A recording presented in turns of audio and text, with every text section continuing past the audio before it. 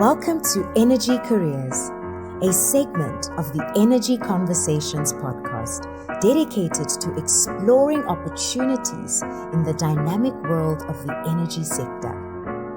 For 13 years, I've had the privilege of navigating this sector, and it has significantly shaped my professional and entrepreneurial journey. Join me as we uncover exciting pathways for those interested in making their mark in this exciting sector. Let's dive in. Welcome to another installment of the Energy Careers segment, a segment of the Energy Conversations podcast, which highlights opportunities for young people looking to participate in the energy sector by following the journeys of seasoned experts in South Africa's energy sector. In today's episode, we will be discovering the energy journeys of Fezeka Stuurman, Brian Kamanzi, Celiwe Mabaso, Muhammed Lokhat, and Fumani Mthembi. Celiwe, if I can start with you, please could you share what your energy journey has been? How did you get involved in the energy sector? What did you study? And what has been your career path up until this point? Thanks, Togo. I guess we'll start with what I studied. So my undergrad is in marketing. I did a BCom marketing in university. I started off my career in the construction and manufacturing space, in the compliance sector. So really looking at risk and compliance for a multinational, and gradually transitioned to what was then called CSI. Funny story, my transition to become a development practitioner was when I met one of the guests on this podcast in 2019 when we visited one of the sites that were run by Knowledge Billy at the time. And that's when I decided to transition and look for opportunities within the renewable energy space. So I've been in renewables as a social performance practitioner since 2019. And I guess my advice to anybody who's trying to get into the space is don't avoid those qualifications that speak to economics, financing, and community development. There is a great need for professionals who have an understanding of that because we use a lot of data. I, in particular, use a lot of data to design my program. So my marketing qualification was not a waste. I use a lot of those learnings for program design. I use a lot of those learnings for analysis of data, budgets, and financing in the socioeconomic development space. Thanks. Thank you. Thank you for that, Celiwe, and also highlighting that no skill gained is ever lost. You just have to be able to repurpose it, but any piece of knowledge that you have will eventually really be able to be used. Muhammad, if you could just share with us, how did you get involved in the energy sector? What did you study? What has been your career path up until this point? And what advice would you give a young person looking to make a career or participate in the energy sector? Thank you, Togozile. I don't know if I'm well positioned to give anyone advice because I'm still quite young myself. But ultimately, what I tell people is that you'll find yourself very far from what you originally intended out in life. I think we all fall in the trap of thinking, after matric, I'm going to study this and I'm going to do this for the rest of my life. But it's not really the case. I started off doing a civil engineering. I transitioned to a BA LLB. And then I was unemployed for a little while. I was in between jobs. And one night at about 4 o'clock in the morning on a Friday night, I was on LinkedIn and I sent Dr. Mthembi saying a LinkedIn message. She had put out a call for master's students on the just transition. And I sent her an email doing some background research. I've always had a passion about network industries and reform of state-owned enterprises. So essentially, I sent her a proposal based on the role of labor unions and trade unions in the Eskom reform process. And by the next Wednesday, that was that. And I started off that journey. And since then, I've joined, I've been in NGOs, but also with member associations now at the Energy Council. So I think my journey has been quite a lot. And my advice is to young people is as I said, you'll find yourself doing something very different to what you originally intended out. But trust the process, trust the journey, and put everything into everything you do, because you never know that it will impact somebody in a meaningful way at the outcome of it. Thank you very much, Muhammed. Fezeka, if you could please share a bit about your journey. How did you get involved in the energy sector? What did you study, and what has been your career path up to this point? Great, thanks, Togo. I studied a Bachelor of Social Science in Organizational Psychology and Public Policy. That was my very first degree. I then went on to complete a Master's in Sustainable Development at the University of Stellenbosch, focusing primarily on the participation of Black women-owned businesses in the renewable energy value chain. And I think that's when I met Fumani many years ago. It seems like ages ago, and currently completing an economic development certificate at the Harvard Kennedy School. So I've had a very sort of colorful career and transition, and I think back when I was in varsity 2011, we weren't speaking about renewables. 2009, 2010, it wasn't, it wasn't coffee table conversations, but I always had an interest in the environment, sparked specifically by one of an MP, Renee Talliard, who was my environmental policy lecturer in my final year of university.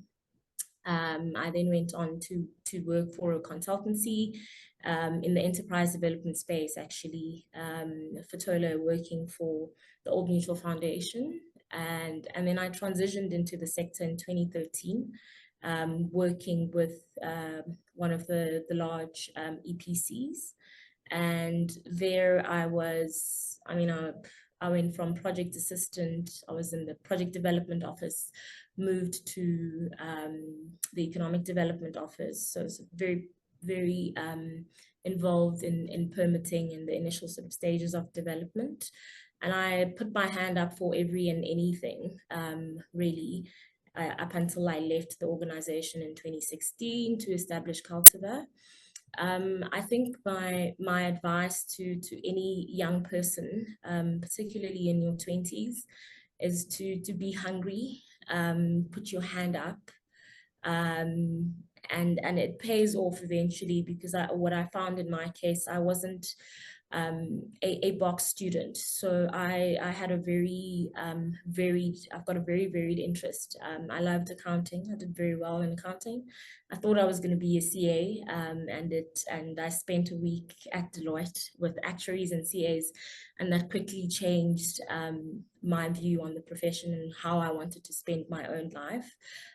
So I think in saying that as well, if you have any opportunities to access, any career shadowing, any mentorship, if you've got an opportunity to spend time in a career of interest, do that. I think my life would have turned out very differently had I gone the CA route.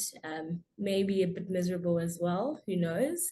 But I think, the biggest advice is to also follow your passions. And I think when you're a young person, it's not always crystal clear, and that's okay. But I think if you follow your passions and where your soul lights up, it tends to work out eventually. And yeah, I think that's my career advice. And pretty much in a nutshell, that's my very sort of colorful careers advice. Yeah. Thank you very much. I love what you're saying. Pay attention to the moments where your soul lights up. I think life has a funny way of taking you where you need to go to, and where you'll eventually get to is where you were always going to get to, even if it seems that it's so far away from where you currently are. And it's just about paying attention to those moments, because that's how you take each step. Brian, if you could please share a bit, how did you get involved in the energy sector? What did you study? What's been your career path, and what advice would you give to young people looking to participate in the sector? It's a long story, but I will say that I had reached a place I studied electrical engineering in my undergrad, and I reached a place in my life. I've always loved science, technology, education, and hated inequality. And I think for a long time in my studies, I kind of saw those things as being a little bit separate. And that, doing things that you're passionate about it's a little bit of the mindset I was raised. Sometimes doing the stuff that you're passionate about is things you do in your spare time. But the things that you are good at that's your job. That's what you're supposed to do. And then I think, I eventually I heard some different renewable energy was coming up was really starting to enter the space, and I was looking at things to do, literally how to do something positive with my studies. And I was doing a master's at the time, scrapped everything I had done, decided to do something on microgrids and rural electrification, which was pretty interesting. And then I spent a lot of time in like every possible webinar or conference or things that were happening with groups and entities I kind of agreed with and kind of didn't. I had small grants for community projects while I was studying, that I was trying out different things around how to understand how technology works better, how they can improve democratic decision making, and even some things around how a design process could be democratic. So I was basically interested in ideas and interested in how to do what I wanted to do, which was initially to be an engineer, but to do that in a way that is socially beneficial. After I finished, I sent my CV everywhere. I struggled to find work in renewables, in engineering directly. It took quite a long time. I eventually got one. By the time I entered, I knew a decent amount about the space from a sort of policy perspective. Some of the other debates, none of that was required for my engineering job. So I was working in operations and maintenance in wind farms, and that was interesting. But having that additional context also helped me ask other questions, but also importantly, it helped me explain better where I was and why things were the way they were. Frankly, there were many things that were very troubling to me. And I feel like because I had some of that wider exposure, I was better able to emotionally organize some of what I was seeing, and then to essentially put some action behind it. Whereas at another point in my life when I had a job I didn't like, I was actually depressed. Because I didn't like what I was doing. I didn't really understand much about South African history at all. I didn't understand why, I thought in my mind, if you do the right things, then things should turn out well, and it just wasn't clicking. So I completely agree. You should find where the things that give you fire, you should feed it, but also that you should speak to everyone, and really try and understand, where you work and what your work interfaces with, like how is it adding value, and think about what type of person you want to be, and be open-minded to the fact that your life can take different trajectories. After about a year, I didn't really feel, I had a really great supervisor who used to work from Eskom, and I could see the place where he was at and the trajectory he took, and I could see that another year here was not going to get me anywhere on the path to where he was going. And so at the time, I was I had a relationship with the trade union movement and some organizations who were working with them who needed some support on negotiating the energy transition. So I said, this is something I could be useful for. I've got a little bit of insight into both. If I upskill myself a little bit more and read in the evenings, maybe I can be useful. And that's what I did. And that's to some extent what I'm still doing. I'm still very much figuring, I'm in my mid-30s now, thinking about studying further, but also wondering if that's an indulgent thing to do. I want to be useful. I feel like we want to improve the leverage of workers and communities in the transition. And I don't know if it means something technical or something like what many of us are currently doing now. I'm still figuring that out. And it took me a very long time. To give advice to a young person, I would say, ignore anyone who's telling you to make any final decisions. Like, be kind to yourself, be prepared to make mistakes. Talk to everyone, really take seriously that you must understand where you are. And like, if your feelings are not out of nowhere, things are the way they are for a reason. And if you acknowledge that, you can liberate yourself a little bit from the weight of thinking that there's something specifically wrong with you or your manager that is making themselves like that. Like, our country is in a really difficult place, and that's nothing new. We're just often not allowed to talk about that in the classroom. We all have an opportunity to do something better. Yeah, and I think most of us don't. For sure, I don't know what that looks like, but I'm prepared to find out. Thank you so much for that, Brian. And I love what you're saying in terms of, you don't have to have it figured out. And I think to be open and vulnerable about the fact that you haven't got it figured out. And I think the reality is no one actually does. It's just as you grow and, like you're saying, exposing yourself to different information, that's how you then keep figuring it out and keep figuring out, okay, this is the next step or that is the next step. But I think the most freeing thing that you can give to yourself is just to liberate yourself from the expectation of having it all figured out, because I think it's only perhaps, I don't know, on your last day on this planet that you can potentially say, oh, that's probably it. You've got a lot of lifetimes and a lot of lives in you, that you get to be blessed with. So it's okay to change your mind. It's okay to not have it figured out. Fumani, if I can end off with you, how did you get involved in the energy sector? What did you study, and what has been your career path up until this point? And what advice would you give to a young person or anyone looking to make a career out of or participate in the energy sector? I mean, my involvement in the sector was by complete fluke. I studied politics, philosophy, and economics, and later on a master's in science and development. So in general, I knew that I wanted to be in the development sector. And when we started Billy, our intention was to build a youth development firm. That's what we were intending to do. The challenge of it was that we didn't want to enter the sort of donor funding space because we really valued our intellectual autonomy. And so we had to create a commercial model to allow us to do development work with intellectual integrity. And the timing of it all is what really landed us in the renewable energy sector, because we started the business in 2009. And the renewable energy sector was, sort of taking shape at that time.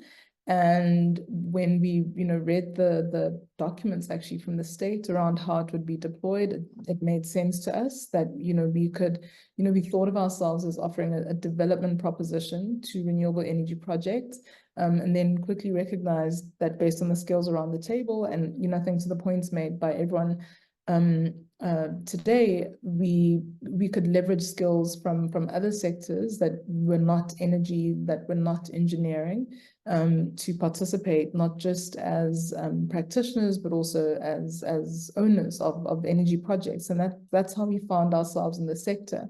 I think what I'd say, around following your passions, which is so important. And, I think this is the beauty of youth. You don't always know the full story of why it is you have certain intuitions about yourself and the world. But it really is important to listen to that voice because it's your guide. And it probably is at its strongest when you're youngest. But in doing that, there must also be an appreciation of the fact that the path you choose is not necessarily going to be made easier by virtue of your having followed your passion and your, the thing that gives you that lights up inside of you, the fire. I mean, all of these terms that we've used that are actually connected to the energy sector as well. It doesn't follow from that it's going to be easy. And for us having come out of corporate jobs and into our own enterprise, thinking that, this is going to make our lives so much better, we don't have bosses and so forth. The first thing you learn is that there's a whole host of challenges that you couldn't have anticipated.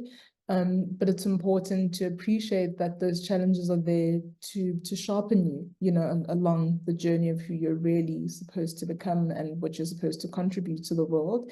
And so to support you as well, Togo, it's, I think of my career journey not as one of needing to have the answers, but needing to make a contribution to the world, to use my life meaningfully. And that doesn't require me to have all the answers, but it requires me to recognize where I believe good change is and where I believe I can be of value, and to, use a rugby analogy, to put a shoulder in, you just make an effort, be a part of something.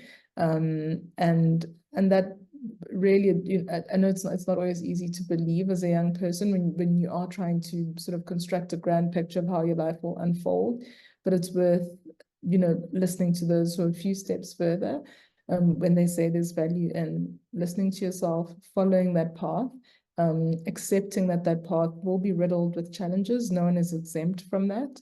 But that there's value in, if you must suffer, at least suffer for something you believe in. And there's value in that. So yeah, that's my energy journey. Sure. Thank you for that. And thank you for also sharing the reality that yes, it's great. You can say, I love what I'm doing, or I'm getting to do the work that I'm passionate about. And it doesn't necessarily mean it's easier. I think very often it's when you are actually doing the really meaningful work, that your life's work, that you'll probably encounter a lot more of the challenges. But I think, to your point, it then just continues to refining you, and you ultimately become that person that you need to become. And thank you to all of our guests for sharing. Thank you for sharing such diverse and such interesting journeys that I would imagine that as anybody listening in, regardless of what your chosen path is or what your chosen career will be, whether it's in the energy sector or outside the energy sector, I would hope that the lesson that you can take from today's episode is to really follow your own path, listen to your voice, take the time to get to know what that voice sounds like, because I think there's often a lot of voices that we're contending with on a day-to-day basis. So just take that time to pause, feel when it feels okay, feel when it doesn't feel well, and really just follow the path that is meant for you. And again, thank you to our guests, and to all of our listeners. Join us next time as we explore more journeys on energy careers, a segment of the Energy Conversations podcast. Thank you. Thank you for tuning into Energy Careers, where we explore the endless possibilities in the energy sector. Don't miss out on future episodes where we'll feature more inspiring journeys and insights on how to embark on your own energy career path. Subscribe now to the Energy Conversations podcast and unlock the door to exciting opportunities in the dynamic world of energy. Your journey begins here.